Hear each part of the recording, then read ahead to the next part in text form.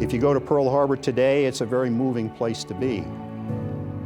You take the Park Service launch over to the Arizona Memorial.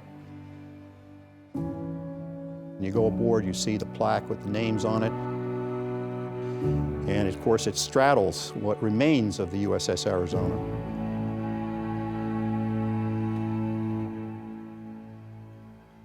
You can see where the turrets were originally placed. You can see the rusting hulk under you. And you'll see every once in a while a droplet of oil come up to the surface. And you'll see the rainbow surface of the water. Some survivors, and certainly people who look at it, have called them black tears, those drops of oil, commemorating that terrible day in December of 1941. Yesterday, December 7th, 1941, a date which will live in infamy. The United States of America was suddenly and deliberately attacked by naval and air forces of the Empire of Japan.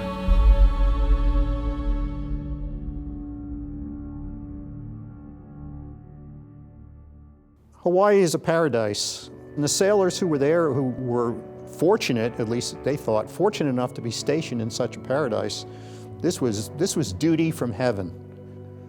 And suddenly, in an instant, this turns into a hell.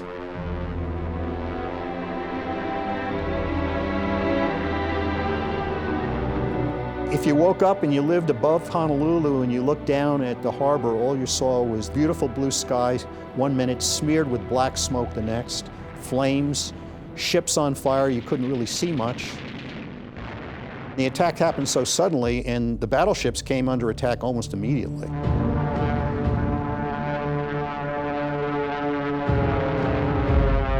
The explosion aboard the Arizona occurred when a high-level bomber got lucky, dropped its ordnance, which was maybe a 1,000-pound bomb. It may have been bigger, but it had been a converted artillery shell, an armor-piercing artillery shell. It was now an aerial bomb. Went through several decks, all the way forward where the main powder magazine was, hit the powder magazine, exploded the powder, and it was a horrendous explosion that followed. It literally lifted the front end of the ship out of the water, broke it loose from the rest of the ship, and then sank in the mud.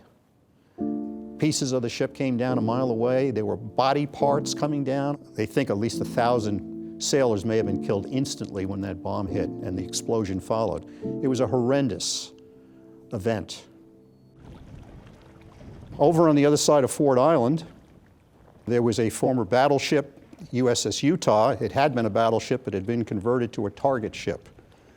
And they used to take it out on drills, and the Army and the Navy and the Marine pilots would practice dropping bombs, not live bombs, dummy bombs on the deck, which had been reinforced with timbers to protect it. And a Navy corpsman named Lee Soucy, he was ready to sit down to breakfast when he heard aircraft going over. And he thought it was odd on a Sunday, but as he said to me, he said, those crazy Marines will do anything. So they're probably out this morning, and they're going to probably drop a few things, and we'll have our breakfast. Well, they did drop a few things, but they weren't dummy bombs, they were real. And when he saw two bombs hit a hangar over on Ford Island, his immediate response was, oh my God, those are live bombs. Someone's in big trouble for this. And then more bombs dropped, and within several minutes, an aerial torpedo hit the side of the ship. The ship lurched, and they realized they were under attack, and within minutes, the ship started to list. Lee Soucy and his shipmates didn't know exactly what to do. He headed for his battle station. And when he got up to the deck, he heard the abandoned ship, and he went over the side. He still didn't know what was going on. He knew that the ship was being attacked, but he didn't know who was doing it. The ship rolled on its side, sank at the pier. It was a total loss. The hulk is still there. There's a memorial, so if you drive over to that side of the island, you can see the USS Utah. When Admiral Yamamoto was planning the attack on Pearl Harbor, he ran into an obstacle. One of his main weapons was going to be torpedo bombers. But the way torpedoes work, if they're dropped from a plane, they'll hit the water and they'll go to a certain depth and they'll arm themselves, and then they'll follow their path till they hit the side of a ship or whatever target is intended. Pearl Harbor's waters are fairly shallow. We're talking 40 feet maybe in places, a little shallower than that. And he knew it wouldn't work. And so they actually made torpedoes that would arm themselves and explode in shallow water. They practiced with them in Japan until they perfected it, and those are the torpedoes that were used at Pearl Harbor. And if you were a sailor on one of these ships and you felt the torpedo hit the way Lee Soucy felt it hit, it lifted you off the deck plates, literally. The shock of the explosion lifted you up off maybe a few inches, and then you went back down again. And then when the ship started to list a few moments later, you realized you're in trouble, because they realized the ship was going to roll over, and if it rolled over, they weren't going to get out of it. Of course, the USS Oklahoma did roll over, and there were men trapped in the lower decks. And for days afterward, they heard the taps of the men trying to indicate to the rescuers that they were in there, and they were helpless. They saved some by using acetylene cutting torches to get through the hull, and they were able to get to some of them. But they found their remains probably a month later when they were able to turn the ship back right side up. Another hospital corpsman, a fellow named Sterling Cale, he remembered getting off duty that night. He was going to go home and get some rest Sunday morning, have some breakfast, get some sleep, and he heard aircraft. And he looked up and he saw them flying fairly low, heading out over the harbor, and then he saw the bombs dropping, the torpedoes hitting the water, and explosions, and he realized they were under attack. He almost immediately saw that they were Japanese. He saw the Japanese insignia on the sides of these aircraft. He immediately ran to the armory to try to get in and get some weapons so he could hand out weapons to the troops so they could defend themselves.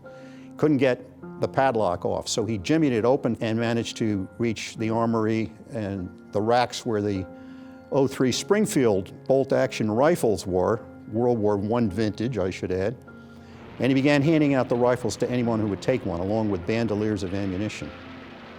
They didn't really have much of a chance of stopping Japanese planes with rifles, but that's all they had. Shortly thereafter, the master chief at the dispensary threatened him with a court-martial. And of course, Sterling Cale was incredulous. He said, "We're being attacked. Master Chief, we're being attacked. I was handing out weapons so we could defend ourselves." And the chief said, "Well, we're not at war." And he said, "Well, it looks like a war to me." As it turned out, the following day, President Roosevelt declared war on Japan, and Congress approved it, so he didn't get court-martialed. I think they gave him a couple of packs of cigarettes and some chocolates. These planes were coming wave upon wave upon wave. Certainly the first wave came in, and then an hour later the second wave came in. But in that hour, the anti-aircraft guns were up and running, and the second wave didn't do as well as the first wave. Several Japanese planes were downed. One of the heroes of the Pearl Harbor attack, of course, was Dorie Miller, who was an African-American. Here was a man who was a very large individual, a very powerful, muscular man, a very capable man. He enlisted in the Navy, and of course he was given the job of mess steward. But when the chips were down and battle stations were called, he went to a battle station. He went to an anti-aircraft gun and helped man that anti-aircraft gun. And his job even then was in support. He was to hand ammunition to the gunner. Well, the gunner went to get more ammunition, and when he came back, there's Dorie Miller behind the anti-aircraft gun firing at the Japanese planes. And he was doing a pretty damn good job of it, because the man who was the captain of that gun decided to let him continue doing what he was doing because he was doing such a good job. Now, it's said that he downed 2 Japanese airplanes. I'm not sure that's ever been confirmed. But his heroism was understood. He was written up in several newspapers following this. It came to the attention of Admiral Nimitz, who took charge of the Pacific Fleet after Pearl Harbor. And there's a very famous photograph of Dorie Miller having the Navy Cross pinned onto his uniform by Admiral Nimitz. Of course, that's the second highest award next to the Medal of Honor. When it was all said and done, he went back to his original job in the galley. But he was held up as an example of the waste of talent because of the nature of society back then and segregation and racist policies of the time. The Nevada, they tried to make a run for it. They realized that maybe they could get out of the harbor. Well, they were hit heavily. The Japanese planes saw this one battleship heading for the exit, and they worked it over pretty badly. The acting commander aboard decided maybe it would be better to beach it at Hospital Point near the hospital and keep the mouth of the harbor open. And that's what happened. They beached it. And it was, of course, salvaged and fixed up and ended up fighting again at Normandy. Another little-known incident was the fact that the Japanese were using midget submarines. There were several midget submarines that were involved in the attack. One actually made it into the harbor and was sunk. Another submarine didn't make it into Pearl Harbor, but ended up getting into a bad current. Its compass went awry, and the two Japanese officers who commanded it ended up abandoning ship on a beach just north of Pearl, near Bellows Field, which was an Army Air Force installation. And this Japanese ensign named Sakamaki, that was his last name, was apprehended and arrested and taken prisoner as a prisoner of war. We left Sterling Cale getting his box of chocolates and cigarettes for having broken over the armory, but several days later he was ordered to get a group of men together, sailors, about a dozen sailors, and go out to the Arizona. And their grim task was to recover bodies. The Arizona burned for about 5 or 6 days. I don't think they found any survivors. It was one of those things where it was just such a horrible explosion and the fires were so hot.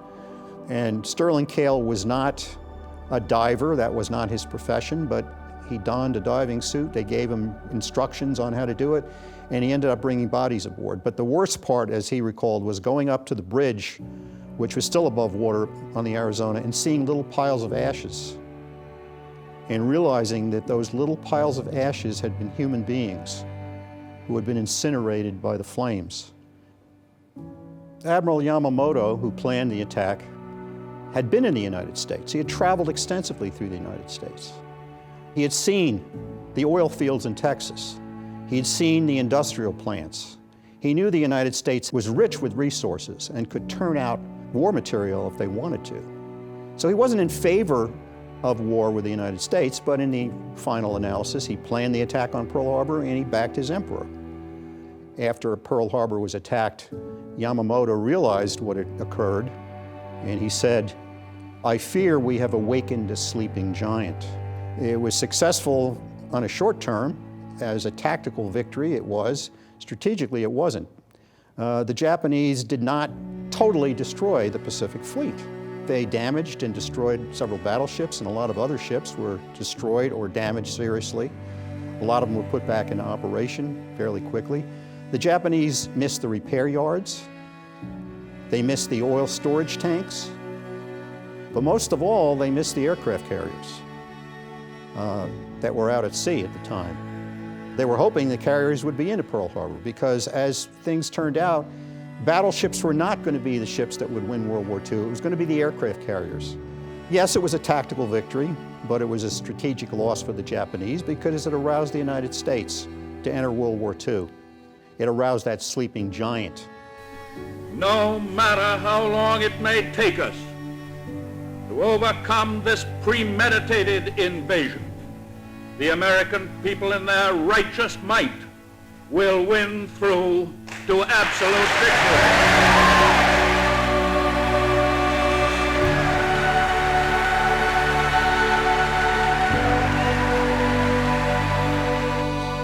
If you go to Pearl Harbor today and you start walking across the little bridge that takes you into the Arizona Memorial, and you look off to your left, you'll see another battleship, a battleship that's above water and looks very healthy.